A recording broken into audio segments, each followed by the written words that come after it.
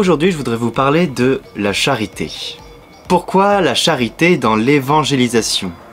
Parce que le témoignage actif de notre foi passe par les actes de charité, d'hospitalité, accueillir l'autre, donner, servir. Et on va se concentrer sur la charité.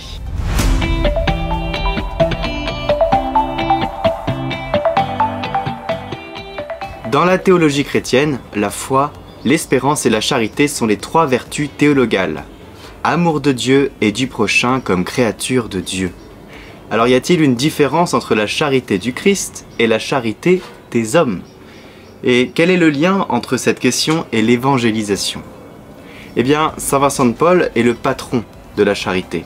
Et son grand dilemme était: il ne faut pas séparer la charité corporelle de la charité spirituelle. Alors, s'occuper seulement de la charité corporelle ou alors disser l'homme vers Dieu? Eh bien, ce grand saint nous invite à ne pas séparer les deux.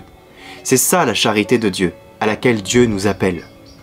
Mais alors, est-ce que la charité sans Dieu, c'est-à-dire qui proviendrait de l'homme, ne serait pas bonne? Il y a une dimension indissociable entre les deux charités. Dieu, il est venu pour le salut de l'homme. Pas pour que tu puisses manger tous les jours. Pourtant, tu as besoin de manger. Alors donner à manger à quelqu'un et ne faire que cela, ce n'est pas néfaste, ni négatif. C'est plutôt de l'humanisme fraternel. C'est l'homme au centre, sans Dieu. C'est toi qui donnes. Alors parfois j'entends: moi j'ai manqué à manger, alors je donne parce que je sais ce que ça fait que d'avoir faim. Ou alors, moi j'ai vécu dans l'abondance, alors je donne à ceux qui en ont besoin. Attention à ne pas tomber dans la charité humaniste. Nous sommes chrétiens et pour nous, la charité n'est pas une possession. Si la société a fait en sorte que notre relation à Dieu soit personnelle, que l'on fasse son marché même dans la charité, il ne faut pas en effet regarder la charité que par des actes corporels. Ceux qui font cette charité uniquement corporelle ne se rendent pas compte qu'ils vivent quelque chose de Dieu en faisant la charité tout en l'excluant. C'est là la différence entre la distribution d'un verre d'eau fraîche en la qualité de disciple ou pas en qualité de disciple. Imaginez une association d'origine catholique, et il en existe, qui ne pratique que la charité du corps, sans pratiquer la charité spirituelle. Ils disent: notre mission n'est pas d'annoncer le Christ, car il faut accueillir tout le monde, et ils qualifient d'ailleurs cette charité spirituelle de prosélytisme. Eh bien, dans Matthieu, chapitre 10, verset 42, « Et celui qui donnera à boire même un simple verre d'eau fraîche à l'un de ses petits en sa qualité de disciple,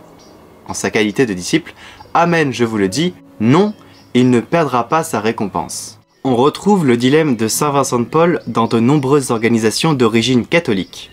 Et ce dilemme se pose aussi aujourd'hui à chacun d'entre nous. Donner à manger, fournir un toit, c'est toi qui le fais. Mais si tu le fais humblement, au nom de ta foi, car tu es fils et fille de Dieu, que la fraternité t'invite à te tourner vers tes frères, et que tu l'as reçu du Seigneur, il faut partager ce grand bonheur par des actes de sainteté. Si tu partages juste le fait de manger, eh bien tu es en lien avec les autres hommes juste autour du repas. Tu ne partages pas le Christ. Tu n'es pas en communion avec eux. Parce que qui dit fraternité, dit un même Père. Alors ce qui fait toute la différence, c'est d'annoncer le Christ. Vivre la charité au nom du Christ. Ça change tout. Dans l'évangile de Saint Matthieu, chapitre 10, verset 28, Jésus dit: « Ne craignez pas ceux qui tuent le corps et qui ne peuvent pas tuer l'âme. Craignez plutôt celui qui peut faire périr l'âme et le corps dans la géhenne. » Et dans ce passage, on voit bien que c'est l'âme qui compte. Sauver le corps ne sauve pas l'âme, mais sauver l'âme sauve le corps. Et dans le chapitre 9 de Matthieu, versets 5 et 6, Jésus dit: « En effet, qu'est-ce qui est le plus facile?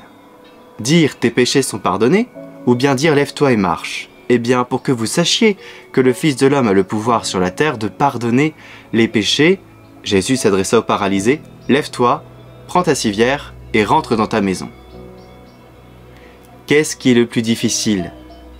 Sauver l'âme ou sauver le corps? Eh bien, le Christ fait les deux. Il sauve l'âme, puis il sauve le corps. Qu'est-ce que ça veut dire pour nous? Eh bien que notre mission de témoin est dans la charité. Faire rencontrer le Christ pour que lui sauve l'âme. Et pour conclure, donc, ma charité, donc mon amour, n'est pas né de ma toute-puissance, d'amour personnel, mais je la reçois de Dieu. Et cet amour fait que je peux la partager en son nom, pour le salut des âmes et pour la plus grande gloire de Dieu. Et de même dans l'Église, l'Église, ce n'est pas le lieu de la mondanité et de l'entre-soi. Sinon, elle n'est plus témoin de l'amour du Christ, car elle pratique l'exclusion et la division sans même s'en apercevoir parfois. La charité, c'est donc aussi l'accueil. Et je l'ai souvent dit et répété sur la chaîne Moi Pas Tiède, il faut accueillir. Notre mission, c'est d'être témoin dans la charité. Être témoin dans la charité, pour faire rencontrer le Christ. Alors, comme action, eh bien, je vous invite à faire une œuvre de charité en témoignant de l'amour de Dieu.